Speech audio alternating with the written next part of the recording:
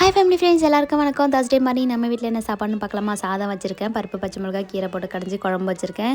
கிச்சனில் ஏற கட்டிட்டு சாமான்லாம் கழுவிட்டு எல்லாம் நீட் பண்ணிவிட்டு சின்னவனை வந்து தூங்க வச்சுட்டேன். இவன் வந்து தூங்கவே இல்லை ஃப்ரெண்ட்ஸ். தடுப்பூசி போட்டு வந்ததுனால இவங்க ஃபுல்லாக ஜுரம். அப்புறம் அவனை தூங்க வச்சுட்டு நான் சாப்பிட்டு கைனிக்கு வந்துட்டேன். இங்கே வந்து பார்த்திங்கன்னா தக்காளி செடி நடுறதுக்காண்டி கெடை ஏற போகிறதுக்கு வந்துருந்தாங்க. அவங்க கூட நானும் வந்து கொஞ்சம் நேரம் ஹெல்ப் பண்ணிட்டு கெடெல்லாம் ஏற போட்டு முடிச்சுட்டு தண்ணி தாகமாகிடுச்சு.